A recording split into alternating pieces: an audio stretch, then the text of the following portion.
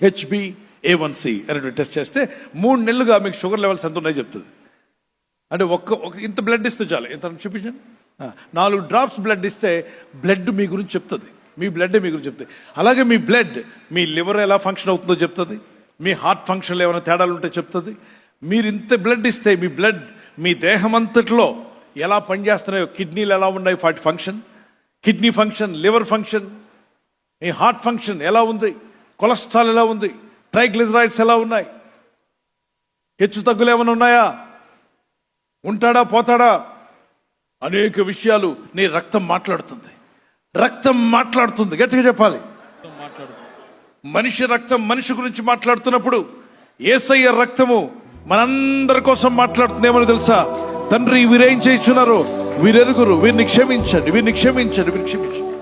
రక్తం మాట్లాడుతుందా? హేబేలు కయ్యూని చేత చంపబడినప్పుడు హేబేలు రక్తం మాట్లాడింది. దేవుడు యెహోవా అంటాడు, కయ్యూనా నీ తమ్ముడు నువ్వు ఎందుకు చంపావు? కయ్యూనా నేను ఎప్పుడు చంపాను, నువ్వు చూసావా అన్నట్టుగా మాట్లాడాడు. అవునరా అవునరా అనే మాట వాడలేదు కానీ దేవుడు చెప్పాడు. మన భాషలో నేను చెప్తున్నాను. అవును, నీకెలా తెలుసు దేవా? రక్తం మొరపెడుతుంది.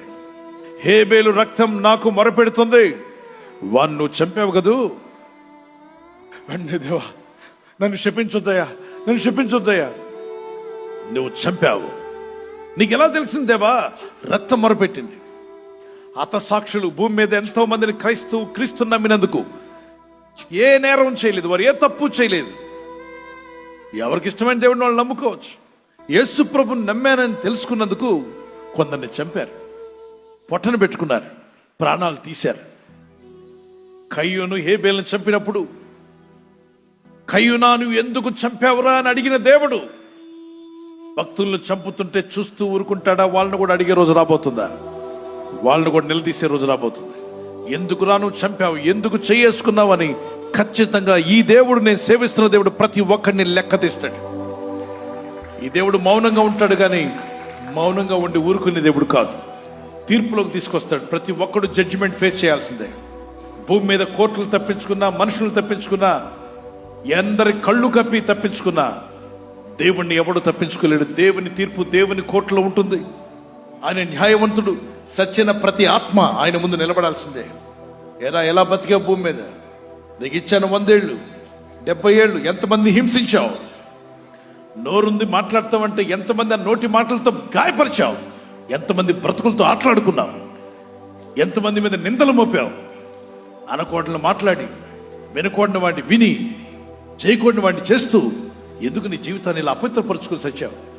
పోనీ పాపాలతో చావకుండా పరిశుద్ధురవరా చావకముందని నా కుమారుడు యేసు రక్తమును నీ కొరకు పెట్టా. ప్రార్థన చేశావా? ఒప్పుకున్నావా? నేను పాపినయ్యా అని క్షమించమని అడిగావా? అదరగొట్టుకుంటూ బతికావు. నరకం లేదన్నావు, పరలోకం లేదన్నావు, మట్టిలో కలిసిపోద్ది, గాలిలో కలిసిపోద్ది అన్నాడు. ఎక్కడరా కలిసిపోయావు? ఇంకా ఉన్నావు కదరా? అవునయ్యా ఉన్నాను. ఆత్మ పాతాళానికి వెళ్ళిపోతున్నప్పుడు అడుగుతుందంటే ఆత్మ, ప్రభా అని పిలిస్తే పైనుండి ప్రభు పాపి అంటాడంట. అదేంటి దేవా పాపి అంటున్నావు? అవునరా, నువ్వు మారతావని నీ పైన నీకు సువార్తను అందించా, దేవుని మాటలు చెప్పా, సువార్తికులను పంపించా. వాళ్ళు ఉద్యోగాలు చేసుకుంటుంటే, వాళ్ళు పనులు చేసుకుంటుంటే, వాళ్ళు పనులు ఆపి ఉద్యోగంకి వెళ్ళండిరా, సువార్తకి వెళ్ళండి, సువార్త చేయండి, భారం పెట్టే వాళ్ళ గుండెల్లో. మీ కొరకు ప్రార్థించారు, కన్నీళ్లు గార్చి ఉపవాసాలు ఉన్నారు, మీకు సువార్త అందించారు. బైబిల్లో అనేక మాటలు తీసుకొని గంటల తరబడి అది ట్రైనింగ్ పొంది వాళ్ళు నేర్చుకొని ఆ మాటలు మీకు అందజేశారు. నిత్య జీవానికి తీసుకువెళ్ళాలని, మీరు సత్య నరకానికి పోకుండా పాపం నుండి విముక్తులు అవ్వాలని. ఇదిగో మీ ముందు నిలబడుతున్న నేను పైలట్ అవ్వాలనుకున్నాను. అసలు నాకు సేవన్నా, సువార్త పనన్నా, సంఘం నడిపించడం అస్సలు ఇష్టం లేని పని. ఎందుకంటే ఎన్ని కష్టాలు ఉంటాయో తెలుసు, సేవలో ఎన్ని బాధలు ఉంటాయో తెలుసు. సువార్తికుడిగా, సేవకుడిగా, పాస్టర్గా ఉంటే ఎన్నో నిందలు భరించాలి. ఉట్టి పుణ్యానికి మేలు చేసి కూడా భరించాలి. ఎన్ని బాధలున్నా నవ్వుతూ ప్రసంగించాలి. మా వెనక ఎంత భారం ఉన్నా, ఎన్ని ఇబ్బందులున్నా ముందు నిలబడినప్పుడు క్రీస్తుని మీకు క్రీస్తు ప్రతినిధులుగా నిలబడాలి. దేవుని మాటలు చెప్పాలి, వాక్యం అందజేయాలి. ఆ శుభవార్త మీ బ్రతుకులు మారుస్తుంది కనుక, ఈ బాధలు మాకు తెలుసు కనుక నేను చేయను. అవసరమైతే ఉద్యోగం చేసి, వ్యాపారం చేసి సగం జీతం నేను ఇచ్చేస్తాను, సగం రాబడిని ఇచ్చేస్తా, సగం 50% ఇస్తా, సేవకి, సువార్త పనులకి ఇస్తాను. మందిరాలు కట్టడానికి ఇస్తాను, నేనైతే రానన్నాను. మా తండ్రి గారు అన్నారు, నీ డబ్బు ఎవరికి కావాలి? నీ డబ్బేం దేవుడికి అవసరంలా. దేవుడేం డబ్బు లేనుడు కాదు. బంగారం ఆయనది, వెండి ఆయనది, భూలోకమంతా ఆయనది, సర్వసంపదలు ఆయనవే, సర్వసంపదలు ఆయనవే. అయితే నన్నేం చేయమంటాడు? నువ్వు పుట్టక ముందు మీ అమ్మకి నాకు పిల్లలు లేనప్పుడు నేను అడిగా, ఒక బిడ్డనిస్తే సేవకిస్తాను ప్రభు అని. ఒక కుమారుడు నువ్వు నీ సేవకిస్తానని చెప్తే మేము ప్రార్థించాక దేవుడు నిన్ను ఇచ్చాడ్రా. కాబట్టి ఖచ్చితంగా నువ్వేం చేయాలి? ఏంటి చెప్పండి? సేవ చేయాల్సిందే. లేదు నేను పైలట్ అవుతా. పైలట్ అయితే దేవుడు పీకేస్తాడు నేను భూమి మీద నుండి.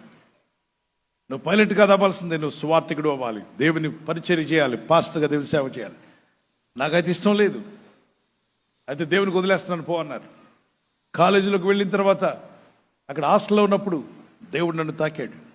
ఆ స్టోరీ అంతా కూడా నా సాక్షి జీవితంలో ఉంది. ఆయన టెర్రస్ మీదనే ఉన్నాను. ఆ రోజు తాగినప్పుడు నాకు కన్నీళ్ళు వచ్చేసాయి. నేను ఏడ్చిన ఏడుపుకి ఎప్పుడు కూడా, మా తాతగారు చనిపోతే ఏడ్చాను కానీ కన్నీళ్ళు రాలే, అంత ఘోరంగా ఏడుపు కూడా రాలే. కానీ పరిశుద్ధాత్మను తాకినప్పుడు ఎక్కెక్కి ఏడ్చాను. నా తప్పిదాలు ఒప్పుకున్నాను. అంతకుముందు నేనేం తప్పు చేశానని అదరగొట్టేవాడిని.